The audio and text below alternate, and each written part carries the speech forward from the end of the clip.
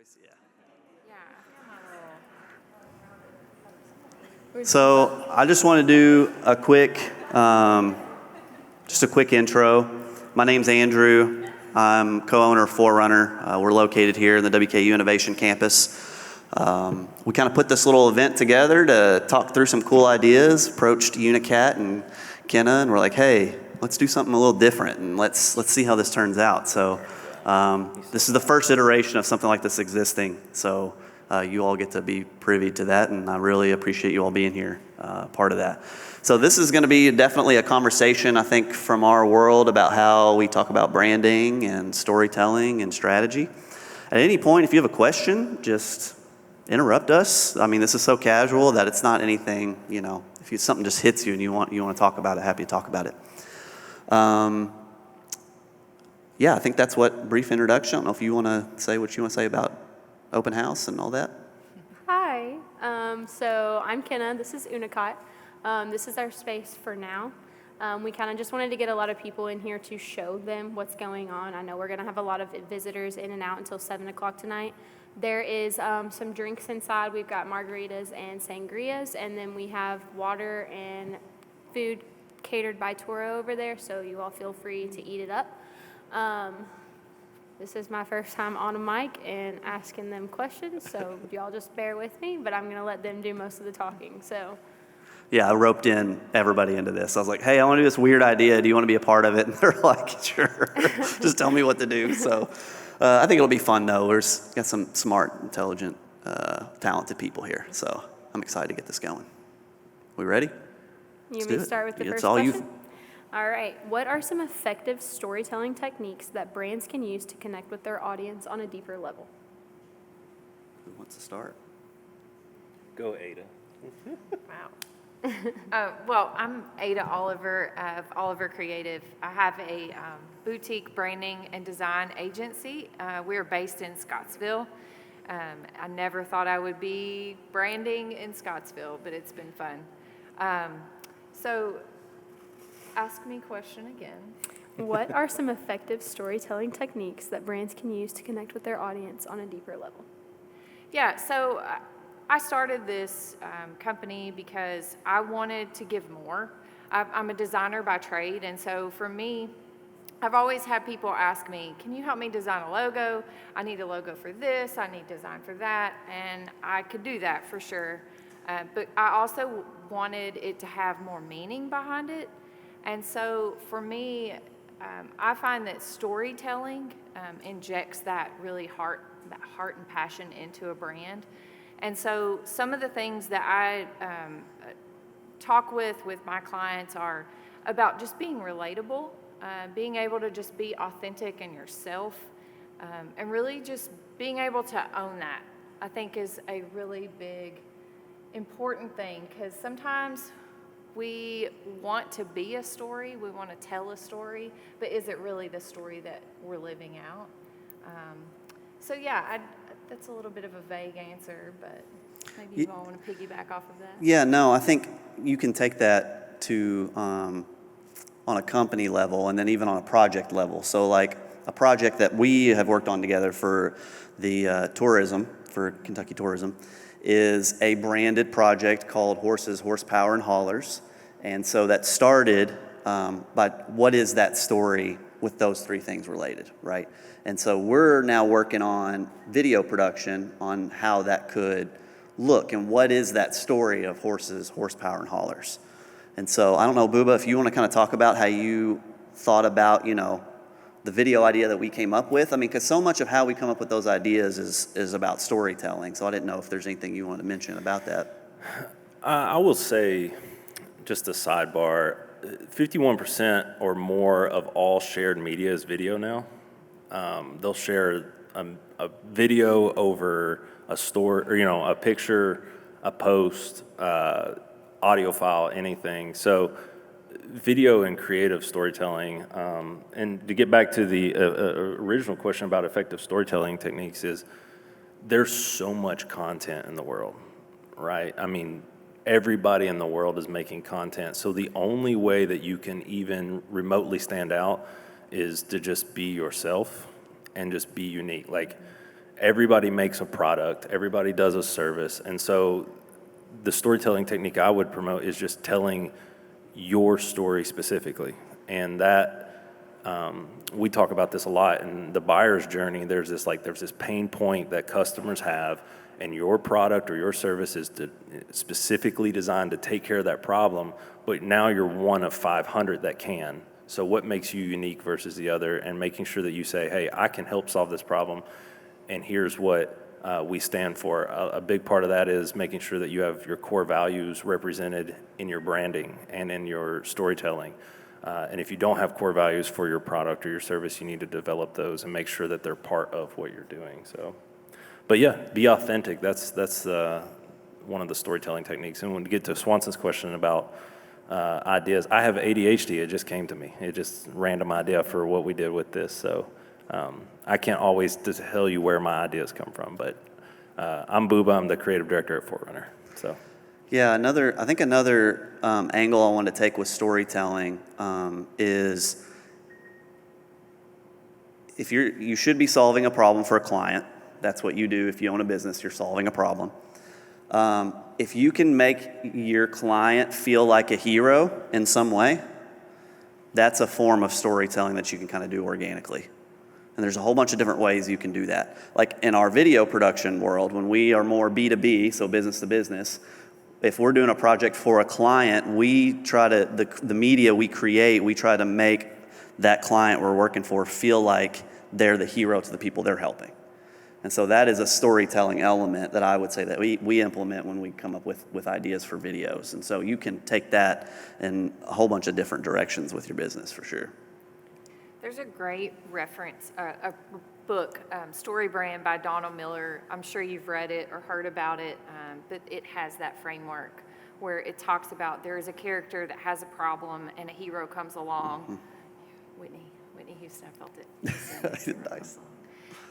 But yeah, if you can make that person be the hero of the story and they're solving the problem, and that for us is making our client feel that, and then that trickles down for them. That's the magic. But also I would say being able to know how to tell that story on what platform you're doing. I think that's, and we'll probably talk more about that. There's some questions I know that talk more about that. But if you have a very complex narrative, where are you talking about that? Are you trying to write a whole blog post in a social media post? But being able to calibrate what content is placed where and being able to tell that across all platforms. So the project that Andrew was talking about was the horses, horsepower, and haulers. And I helped build the brand for that. And so I'm thinking about the content that's going to be on digital platforms, so the blogs, the social media posts, the graphics, what those keywords are going to be. And then all of a sudden we meet and we have a conversation about what the video is going to be like. And so all of a sudden we're not just thinking about the words that are used, we're thinking about the experience that is conveyed. And that's something that's also telling a story too, is you all walked into a story here with this furniture, Exactly. ambiance, drinks, music. That is a part of storytelling too. Spot on. Well, and I think that that's a big key part of Uniqat as well, as we want to portray, like, when you walk in, you're walking into luxury. And so you don't just think, okay, how are we going to portray that on social media? When you have someone walk into your business, when you have someone walk into your brand, how are you portraying that to them as soon as they walk into the door? So that's something that we really try to emphasize every single time we have someone walking through the door. Yep. Exactly. I will go ahead and ask you the next question because Booba brought it up earlier. So when it comes to brand values and core values of your brand, what steps do you think a company should take to get to that part and identify that key aspect of a brand? Since I brought it up, I'll go. Since you brought it up, that's all you.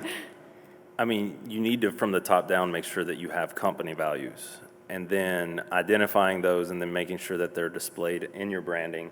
One of the things we talk about a lot is your voice and tone. Like, what voice does your branding take on? What tone are you trying to, and so making sure that you're consistent with that. Sometimes you'll see videos where it's a company and they're bright and happy and it makes the client feel happy, and then their next thing is sad, and the tone is all over the place. So making sure that you're consistent doesn't mean that you can't shift tone, but you need to make sure that you're consistent as you do those things. So I would sit down as a business, or if you're a solo entrepreneur and you're just thinking, like, make sure that you identify a tone, steal it from someone else to start, and then adapt it. I know I shouldn't probably say that, but like find someone that you draw inspiration from and be like, oh, I really like this, but I don't like that. And start to build, because art is theft, all of it is. And so start to build a tone and from things that you like. Ira Glass has this talk where he says the reason that we're all creative, the reason we are, is because we have good taste. And so you got to start with your taste and make sure that you find things that you like and then start to build on it. If you're just starting, if you're already in, redefine what those are, make sure that it's working. And then Swanson could talk about it. If it's not connecting to people, you should be seeing if it's connecting to people. If it's not, maybe start thinking about how to start shifting to where it's more defined and better communicated. Yeah, I'm going to read you Forerunner's company values that we have on our website, and I want you to just think about what's happening here and see if that comes across. So, Forerunner is a company built on beliefs. We believe that faith is the fabric of our being and is therefore the backbone of our company. We believe in the importance of being a part and giving back to our community. We believe we should never compromise on quality. We believe in a collaborative approach. We're not just your service provider, you're creative partners. Your input matters. And then we believe in creativity. Your project is unique and so is our approach. We customize every service to fit your specific needs. Does that, what's happening here, kind of feel like those values I just read off? So like we're living those? If I was to, if it was just me and Booba up here, it wouldn't be very collaborative. So just something to think about, like when you think about who you are as your value, let's say quality, let's take something like quality. If you provide a quality service, if your Instagram posts look like they're made in Word, you've got a mismatched value system there. So that's kind of a low resolution way to think about that. Go ahead. One of the first initial steps that I do, I told you I started this business because I was just tired of just designing logos for the sake of having a logo. I wanted it to have meaning. I'm an art kid, so I wanted it to have meaning and purpose. And so the first thing that we do when I sit down with a client is we have a brand discovery session. And how many of you own your own business or you have a dream of owning that business? So, yeah, a few business owners. Such a key and valuable foundational step is sitting down, and it does not happen overnight. It does not happen in a 4-hour session. It is a process that I think you have to work through. So when I started my business, I knew there were some things I wanted to fulfill that were valuable to me, core values to me. And so getting those down on paper, understanding the goal as to why we're going to do this, what's the meaning of it? Well, the very core foundational meaning of what I want to do is I want to make things pretty. I drive through town and I see ugly signage and I want to make it better. So I think you have to understand what the mission is and how you're going to do it. And that discovery session, we sit down and we go through values, personality traits, tone of voice. If your business was a person and I met them earlier, how would I describe them to someone else in a conversation? And that doesn't always reflect directly on you. Your business can be bright and bubbly, and yes, you can possess that as well. But your business is it's its own being, its own personality, and that's how you get a brand. That's so spot on. I mean, I even think of Uniqat. Like the first word that comes to me is elegance. Like that, I feel like that is a part of your all's brand. Elegance, sophistication, high end. Like there's a story being told here, which I know we've already kind of hit on a little bit. But yeah, everything you said, you can even see it in the place that we're at, for sure. So we've kind of really covered the first few questions, so I'm kind of going to skip down just Sure. a little bit. You got it. We've talked about branding identity, how to get to that spot, but what are some common challenges that brands face when producing video content and maintaining a brand consistency? How can they overcome these challenges? Yeah, do you want me to start that? Yeah, video's interesting. I think Booba and I have kind of gone down this road with video lately of like, how do we go about it? Like, production-wise, theme-wise, lighting-wise, composition-wise. Like, there's so many elements that go into video production that you may not think go into it. But even like we were just observing the light in this room when we were thinking about recording this, we're like, do we need to set up lights? And so when you're thinking about doing video, I think if it's tied to a specific goal, having the video feel, or I should say, how would I say this? The video should be designed to reach the goal that you're trying to get. Like, you shouldn't just make this high-end video that you're going to post in one place and nobody's going to watch it and nothing's going to happen to it. Like, it needs a specific goal. And so there's a way to have that higher-end video production, tie it to a goal that shows ROI, that then is like, great, that video worked awesome. And that's something you should definitely think about when you're doing video. I could jump in right here for a second. What now? I guess I could jump in right here for Yeah. a second. So an example of this is right now with Uniqat. I feel like I do a lot of the social media, and I feel like I've been really stuck kind of creating that content from this showroom.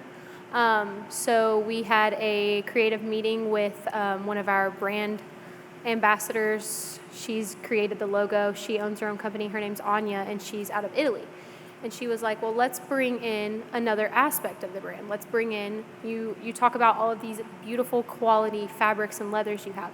They're made in Germany. They're made in different places. She was like, why don't you have some video content created of the creation process across the sea? And I was like, that's actually such a wonderful idea, because then we can really make these beautiful reels and different kinds of content to put on our page to show people like, hey, this is what we're doing. We're creating this story of showing this is how it's made, and then it's brought here for you.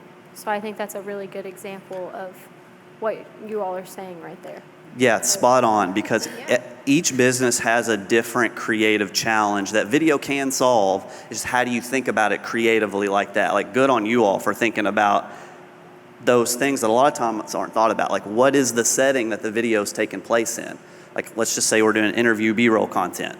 It doesn't need to be against an all-white wall. Like, that doesn't communicate anything. How do we add some elements to it that make you feel like you're at that place that's communicating the message you want it to communicate? So yeah, what you just said for how you all use video is spot on. I think one of the challenges that I see with my clients that I say they've been in business for 5, 10, 15 years, and they're wanting to rebrand, and they have a past now. They've been doing it for a while, and they want to shift. I think a lot of times when you think about a rebrand, you're building that up for a while before you actually do anything about it. And so you're thinking through it, and it's taking form in your mind, but then when it actually comes out, sometimes it's not always executed the same way. And so I like to relate that to Blockbuster, because I love nostalgic thoughts. But you remember going to Blockbuster, or maybe you're too young to remember that, but going through Blockbuster, looking at the covers of the movies, going to specific sections. You know, I am not a horror film person. I do not like scary movies, but I love some rom-coms. So if I were to go to the rom-com section, pick out one based on what the cover showed me, and then get it home, put it in the VCR, pop some popcorn, sit on the couch, and it's a scary movie, I'm gonna have a problem, like a real problem. And what's happened is I've gone this long distance, done all these things, and then it's not packaged the same on the inside as it is on the outside. And I think a lot of people, you can get in your head And I think it's good to have a good sounding board of someone who knows your business and trusts your brand, and you trust them and their opinion, and be able to bounce those ideas off of them. It's great when you have someone, a partner, to do that with. But I think that's a big hurdle that I see is it's internalized a lot. And then by the time it actually comes to the surface, it's not packaged the way, there's a little bit of confusion. Yeah, I wish we had, man, I wish the session we had in our office about Triple H, like I wish we had that recorded, because it was so, like, we saw your perspective and our perspective. So like when we were talking about, one of the scenes in this video we're doing for tourism is it's done at a cabin that has these string lights. We're playing with somebody actually playing the guitar. And like we needed the first scene that people who aren't from Kentucky, who are gonna see this video, who wanna maybe come travel to Kentucky, to feel Kentucky in the very first few seconds. And so how do we do that? The best of Kentucky. Say that again? The best of Kentucky. The best of Kentucky, yeah. But that's a real question. What is the best of Kentucky? I mean, you can keep taking that down, and that's how, and with video, like that's a real challenge. Is like you have to think about who you're messaging, who is your audience that you're messaging that to. And in the tourism example, it's people not from Kentucky that we're trying to come do this tour. What do we want them to feel the first time that they see that? And so that's definitely, for any business, a challenge that you have to consider is, what is the first thing I want them to see in the first few seconds of the video? And also, what are they already seeing? So I think for Kentucky, we are known for horses and bourbon, right? Yeah. Everyone outside of this state, that's what they can identify us with. And yes, that is a part of our identity, but we also have these beautiful things going on that people don't know about. For instance, the horsepower side of it. We have the Corvette plant, we have Toyota in Georgetown, we have a lot of manufacturing, and I think if you drive down into what is manufacturing, what is that as an identity? That's hardworking people. That's people who, those plants chose to come here because there were going to be people who would work hard and work their entire lives for those companies. And so you start to really try to identify, and I think the video that you guys are working on is going to show that. It's going to be people visiting here, but they're going to be able to talk about what they actually saw is true Kentucky. And that's a cabin with a guitar and drinks on a porch. Bourbon, yeah. I think video is daunting. People think, everybody hears, I need video. And then you start to think about it. And a lot of clients, you know, that we talk with, they're like, so what do I need to be doing with video? And so the daunting part of video is that there's so many options. Are you doing user-generated content? Are you just doing sales? Are you doing ads? Are you doing, you know, product videos? Are you doing, there's so much. And so what I would encourage you, if you're thinking about getting into video, is to start small and start about you. Before you get deep into a big sales and all this, start by behind the scenes content of your company. You were talking about that, how it's made, product video. Those are the things that are going to connect to your audience immediately and show your personality and your character and your values. And so video is very daunting. There's a lot that you can do, but I would start focusing on your authentic self and getting that out into the world. The more that you can brand the business and brand yourself with it, the more that people are going to connect with that, and they'll want to buy from you because they feel like they know you and they feel like they can trust you. So if you're getting into video, I would start with really behind the scenes stuff. Who am I? We call it getting to know you content, kind of stuff like that. So I also think it's really important too, if you are starting a company or if you have a business and you have no idea what you're doing with this video side of things. There are companies like I own White Noise Media, and they have Forerunner, and we have all of these creative minds. There are people out there that will come in on one project with you and really help you and teach you how to really emphasize the use of video for your business in the future. So if you need, like, that's actually how I got started with Uniqat, was Jake brought me in with my white noise company to make commercials. And I really think it emphasized what we did, emphasized his company, and we kind of grew a partnership from that. But there's just so many opportunities from bringing in creative minds that in an aspect where you may not be as strong suited, that can really help you and help your business grow. That sound okay? Yeah, and I think another angle to when Booba was talking about the different types of videos is, and I know Jason would agree with this, is know your goal first. Like, know what you're actually trying to achieve with the video. Like, is it lead generation? Is it brand awareness, which is probably just going to end up being lead generation? Is it, I mean, it could be a number of things, but like, know what your goal is and then make the video from there. Because if you know what you're trying to do, deciding which way to go with the video becomes a lot easier. Or else, like Booba said, there's an infinite way you could do video. And if you're just kind of throwing a line out there and seeing what's working, that's not the best use of resources. So definitely have a goal. Great. So Ada brought up rebranding.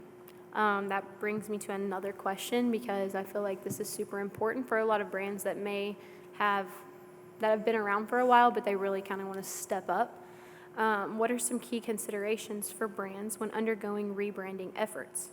How do they ensure a smooth transition while maintaining their brand identity? So you obviously have your customers that have gotten you to a certain point, right? For that to be able to even be possible to rebrand. And you don't want to forget them.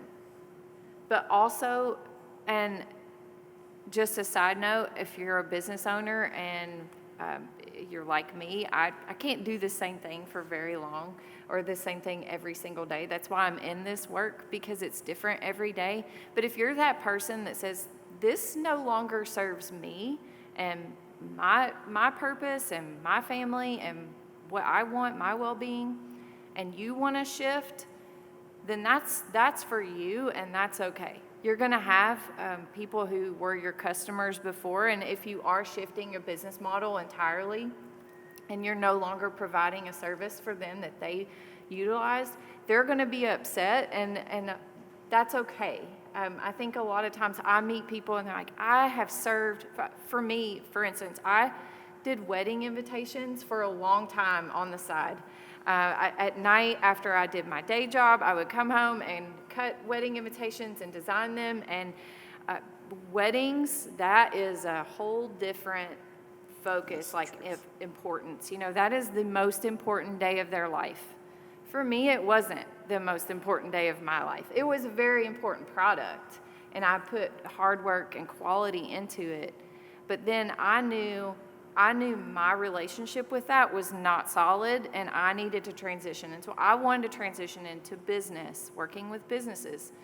And so I had to make a shift, and so many people would say, well, I really wish you would do this for me again. I wish you would, you know. And you have to be able to explain that to them. So you have to be able to remember your existing audience and say thank you, and also try to carry them into this new era with you and help them understand that. But also, you have to be able to find your new target audience. So you've been serving this group of people, and they've been wonderful, but if you're a goal setter, you're trying to level up. And so if that level up means becoming more of a luxury brand, maybe you've sold a product at an affordable price, but now you want to go a little bit more high end, you're going to have to shift your brand strategy. And I think that's a key thing to consider, is you're going to have to, we do customer personas, and that is a deep dive into the psychology of why a person will buy things and what their desires, their motivations, their wants, needs, all of those things, how that plays into their purchasing habits. And so some people can look at that and say, that's very manipulative, but it's just a better understanding of who we're trying to go after, because when you're on the same page with your customer, you're going to get that relatability, that familiarity, that all this storytelling is worth doing for. Yeah, one thing I'll mention about rebranding, that's not something we really like offer as a service, but we have talked with companies about it before.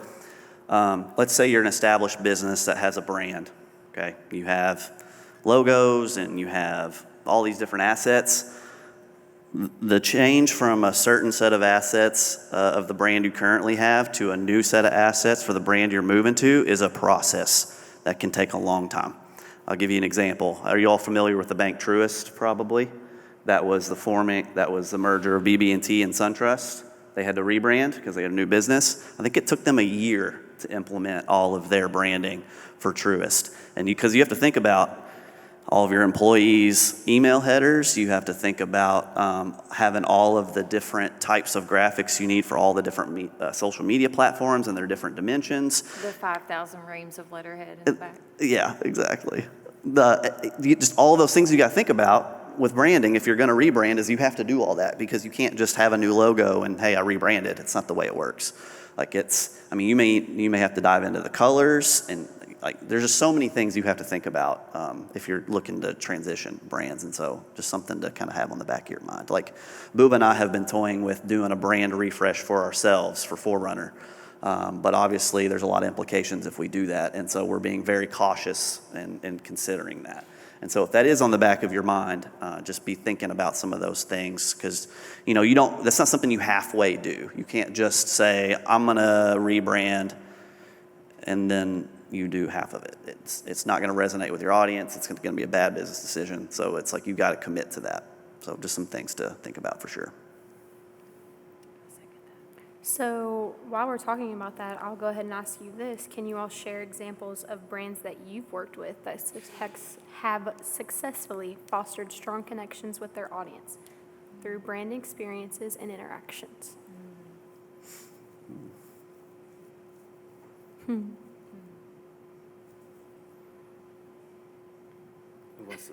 Are we spilling tea?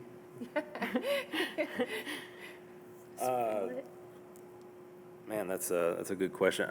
Unfortunately for us, sometimes our company, we're in like step 10 of the process. So, people come to us for video, and so we don't actually get to see a lot of the implementation and a lot of those things. But we have recently been asking a lot of the people that we work with, how have things worked for you? And we just worked with a client recently, and we just got back that the ads that we did for them are now, because we focus so heavily on a key avatar, so they had the ideal person they wanted to advertise to, and we built all the videos pointed at them.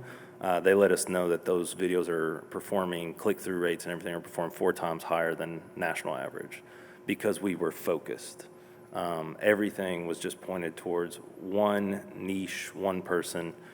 So that is a success that we've seen work almost immediately, is just being highly laser focused on a niche. So yeah, to expand on that specific project he's talking about. So this was direct to client. This client had an internal marketing team. They knew exactly who their audience persona was. So I don't know if you aren't familiar with that concept, an audience persona, super key, because then you know what that person's thinking, what they're feeling, what they care about, where they spend their time. Like you absolutely should do one. And there's free tools online that you can create an audience persona. So definitely look into that. This company did that. They also knew where their ad buy was going to be. They knew exactly what format they needed it in, and they knew how long they were going to run it for a 12-month period of time. So by the time they approached Forerunner, they said, here's who we're targeting. Here's the look and feel of it. Here's what the concept we want to go for. Now, can you guys help us make it? That's like ideal, because what we were able to do was like, oh, sweet. So we know who we're targeting. We know exactly how these videos need to feel from a lighting perspective, from the way the camera moves, from the way the actors interact with each other. Like all of that was intentional. And because it was all intentional towards a goal, towards a certain person with the right messaging, as he said, 4 times national average in engagement in the content, which is just a local place, by the way. This is a local Bowling Green place that has a local audience, 4 times. And so I think that's a really good example of a way where the company and the person there was thinking about it a certain way before they ever started diving into the content. And so I think that's a successful version. So when you were bringing up how they tracked that, that's another question that's on our paper, so I'll go ahead and go to it. Metrics. What metrics should brands track to measure the impact of their branding initiatives on key business outcomes such as sales, customer retention, and market shares? You want to go there? I feel like that's you. Oh. That's your Oh, man. new direction. Yeah, so this is kind of fun to talk about. So Forerunner, something new that we're doing is we're actually able to start doing analytics with the videos that we create. So we can say, yes, videos are working, and the money you're spending on videos has an ROI. That's something we're able to do now. And so some of the analytics that we track, some normal ones would be playthrough rate, so how long they watch the video. Obviously, engagement, impressions, all of those things when they interact with the video. But then what we're actually able to do is we can say, all right, we're trying to get to an end goal of, let's say we want to book a meeting. Let's say that's our end goal. Okay, you're going to click, you're going to book a meeting. If we use video as the tool to get somebody to make that action, we can know where they did that, how much time they spent on the video, where they went after they clicked the video, to get them to the point to where they led to that conversion. And so what we're tracking is their overall engagement with the video and then where they go to next, and then we hit them with that content where they're at. If that sort of makes sense. I know I'm like going mad scientist. He talks about this constantly in the office. Yeah. All the time. I'm the creative guy. I don't know any of that. So I let him just talk at me. So he knows what he's talking about though. So yeah, sorry. I know I probably sound like mad scientist over here, but essentially videos work when you know that they're being watched longer than just when they're opened. And we have the ability to do that. And so that's a really key metric for video, is knowing your videos being watched and then where they're going after they watch the video. You should know what your stuff is doing. Like, you should not release any content in the world and go, well, I hope it worked. Like, you should know, did you get more sales? Did you get more leads? Did you get more phone calls? So you should have something in place, and there's systems and people that are really good at doing that. But anything that you put out in the world, you should have the ability to track it. Everybody else in the world is doing that, and you should too. There's good reason, because that data is immensely useful. You can say, hey, we released this piece of content and it didn't work. Were we in the wrong location, or was it the wrong content? Yep. And so now you can start, and next time you do an ad, you're not just throwing money at something. You actually have a basis to be like, oh, so we know we were in the right location, but we didn't get this. And so that's why it's important. Yeah, and you can also, did we have the right thumbnail? Did we have the right title? Like, all of these different things, you can know if that is the reason it's working or not. Like, you can objectively do that. So I'm a DIYer by heart, but so I'll speak to all the people who maybe you don't want to or can't spend the money on getting a lot of analytics and help on this, assistance on this.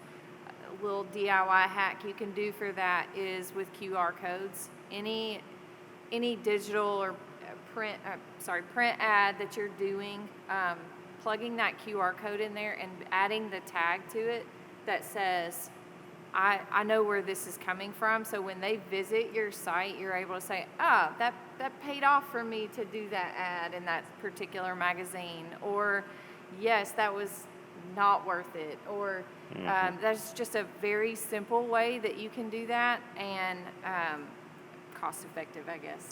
Yeah, and I mean, I don't know much about this world, but email marketing essentially does the same thing. I mean, the clicks, you can know who clicked it. You can know a whole bunch of things just from email marketing, which is very low cost, high return. Social media too. Yeah. Facebook and Meta's analytics are very thorough. Yeah. To your point about QR codes, like, so we run a film festival. We have QR codes all throughout that festival. So we can get feedback on the festival, how many people viewed the program, how many people actually wanted to volunteer. So like QR codes are a great hack that you can use in all different types of manners to just basically get data to make sure that you're really trying to achieve what you're trying to achieve. So yeah, second that for sure. Kenna, do you have any analytics thoughts? So actually, I'm in school right now getting a degree in marketing, and that's what I'm Nice. learning in class right now. So I'm not going to comment on that because I don't have a clue just yet. But it is really interesting learning like all of the tools and techniques and things that are out there to really expand your business and where you choose to put your funds. And I think it's super important to figure out through analytics where you should push your funds for your business to grow your business. And so I think that's a very key factor in your business. For sure. I will say we've gone over a lot of these, but I'm going to kind of backtrack and do one final question because we've Okay. really reviewed it all. Sure. Let me make sure I didn't repeat this. Booba. I've Are been, you looking at it? I'm following the questions too, so. Okay. Which one? Inspiration for creative direction is the one that you haven't done. It's the one we know. The how to fun one, answer. yeah. The fun question, not the Number 7. nerdy analytics questions. This one? Yeah. Okay. When deciding on a creative direction for the project, what do you use for inspiration? I know you've wanted to answer this I one. know you want to Oh, answer go it. ahead. No, go ahead. You got All it. right. So I'm a low-key hoarder and collector of things, and I love, I mean, my grandmother got me into this. She would go to estate sales, and she would buy me like boxes of postcards or maps or just old magazines or whatever, and I have this amazing stash of all these old-time magazines of random stuff that I love looking through old print ads. My design style is very bold, simple, bright colored, heavy on typography, and so I find a lot of inspiration from just going through all of those things. If I'm ever feeling, we were talking earlier, being a creative for money, for a living is difficult sometimes. It can feel like you're just exhausted of it and you can get burnt out very easily. And so that is something that I find joy in. And so I will spend time going through all of my collections and then also going through any kind of thrift store or place like that. I also love looking at how people, like I said, I love color. So I love drawing inspiration from the way that artists, painters especially, the way that they pair colors together, and also from style, from people's clothing and fashion choices. I find a lot of inspiration from places like that. Pinterest, if I'm ever down, I have a really good design board that I will thumb through. But yeah, that's my inspiration places. Where's yours, Booba? I like to get inspiration like what I would call off axis. So, if it's for a video, sometimes it's print or listening to certain songs. A lot of music will inspire me. But I like to go off axis. Sometimes sculpture or architecture can inspire a visual for video creative. Or it may be like, we were talking about art design earlier, like where the chairs go and stuff. I might be looking at a set and be like, oh, I love that. That makes me think of this character doing this or this doing that. So inspiration kind of comes from everywhere. Some tools that I use that I think everybody can use. YouTube is such a good tool, but you can get sucked into a hole and spend 18 hours watching YouTube videos and you haven't watched anything important. So I try to stay away from ones that can take me off base. So I'll use something, Vimeo, if I'm looking for more high quality production to get some inspiration. There is, for all my film people and visual people, there is a website called Shot Deck where it's Larry Sher who shot The Joker. He and his team go and do film stills from every major movie. And you can go in there and just look at these film stills and get inspired. I love that website. Frameset is another website like that I use, and they do music videos, commercials, anything like that. And so that's really, sometimes a single image can inspire an entire video. So I love to use tools like that. Pinterest is a great one. There's just so many, and now like if you just, you can literally Google like creative inspiration, and there's probably 25 websites now that will curate this data for you and show you. And now with AI, you can use AI to say, hey, find me all the stuff that's vintage red Camaros, and then it can help you find all this inspiration and stuff. So I know there's a lot of conversation with AI and it being the devil and killing creativity, but if you use it in the right way, I think it can actually help do some really cool stuff. So I find creative inspiration everywhere. So Yeah, I'm not as creative as these two, but actually Booba turned me on to Pinterest, and like I guess I had a misconception about Pinterest of like what it was, but like I'm going through something with my 7-year-old daughter now where she wants to start a lemonade stand, okay? So I'm like, hey, let's put together a business plan, teaching moment, right? Let's put together a business plan, let's come up with a brand, let's have some fun with it, right? And so first thing I did is I pulled up on my iPad, pulled up Pinterest, and with my daughter, I'm like, hey, let's look through some designs that you like.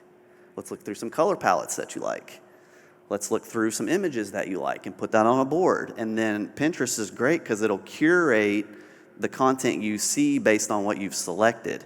And so you can have a whole design for what you're trying to do. In my minor lemonade stand example, we got a whole design for a brand for my daughter's lemonade stand that we're probably going to start because she keeps asking me about it. So yeah, that's where like Pinterest has been revelatory to me for you showing me that, because I didn't even think about using it that way. you're welcome. Yeah, so thank you for that. I think I had to give you props for that. I'll piggyback on one more thing. I guess I find inspiration from a lot of places, but you said you find it from everywhere, and I think sometimes just getting out of your everyday space is just the inspiration that you need. Mm-hmm. Even just, every time I leave town and I'm driving back into town, I'm like, man, that was good. Always remember that, that it's good to get out of your space that you're in and see things from a different perspective. I've been traveling this week, and I walked into, I've been hearing about this older Floridian hotel. It was built in like the 1913, I think was the year. And I've just been hearing about it, and so I got to walk through it a few days ago, and it was just so inspiring because all of the words that people have described it to me as is just timeless and classic and amazing were all true when I walked in, and I felt the old hardwood floors, the plush green carpet with the bright pops of pink in the fabrics, the smell of the building. There were so many things that just, that was an experience, and I think experiences, any kind of experience can be inspiring. Amen.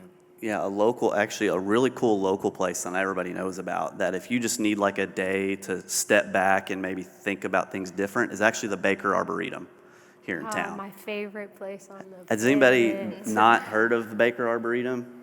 Khalil? Baker Arboretum. It's like a museum or it's an art gallery, and they have like a really pretty garden outside. I love that place. It's a really cool place if you're just looking to like take a step back and maybe think about things differently from like a creative inspiration. Like Baker Arboretum is awesome. I highly suggest to visit that. It's a really cool place. Mm-hmm. Yep. I think we've kind of Yeah. Do some questions? Yeah, If anybody you wanna has go any, ahead. Swanson will answer them. Yeah. Does anybody have any questions? I'll try to restate your question if you ask so everybody can hear it. None? I got a question for you. Yes. So when you're trying to capture video and photo and inspiration for color, and do you have any favorite capture tools? What's your ideal way to pull all that together? Milanote. Milanote is I told you I do have ADHD, and so I have to be visual. Everything has to be visual. If I use Monday.com or Asana, I get lost because if I don't see it on the front, it doesn't exist. And Milanote is a program where everything is visual, and we switched to it as our production, and so I'll build entire mood boards in there, and then I'll have a to-do list right beside it and everything. It's unbelievable for creatives. You can copy and paste from all over the web, and it'll put it all in there for you. That's where I like to capture all of my ideas. Every single video that we've ever done in the last 3 years started in Milanote. I'll pull everything from all my different resources, and it'll live there, and I could just zoom out and look at the whole thing and be like, yeah, that's it. All the way down to storyboarding. I put all my storyboards in there and everything. So, yeah. And that's MILA note.com. Yep. It's project management, but visual. It works more like a whiteboard than it does tables and rows. So it's a really cool tool. I don't know about you. I use Milanote too, so.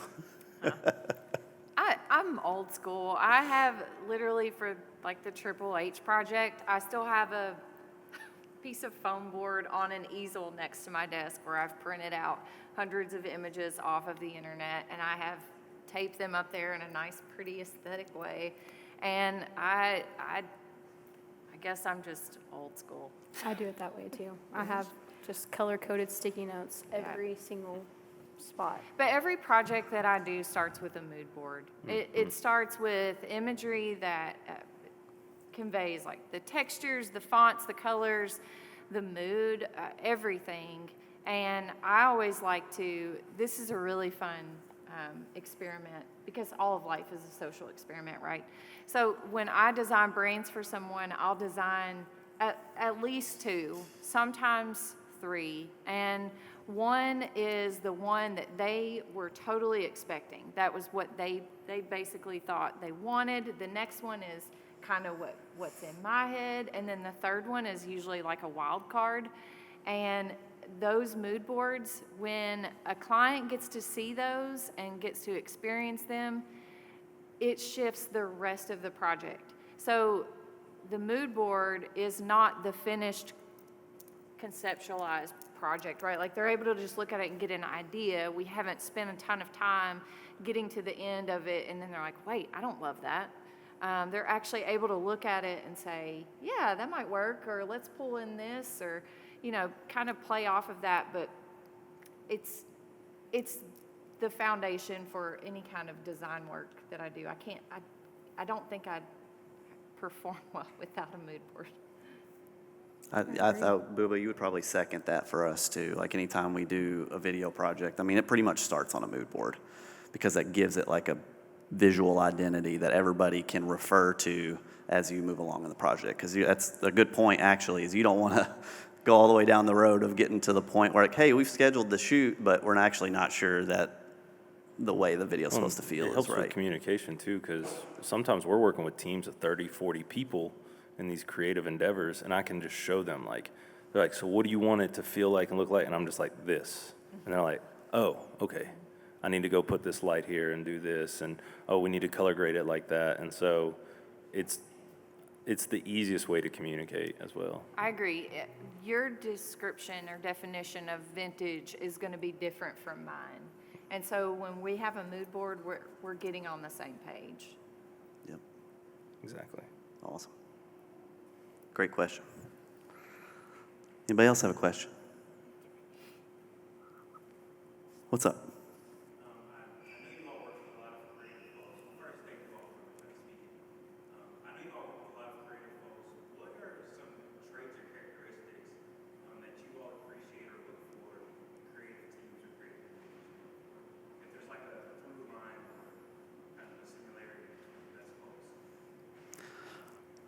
I have my answer. I have mine too. Okay.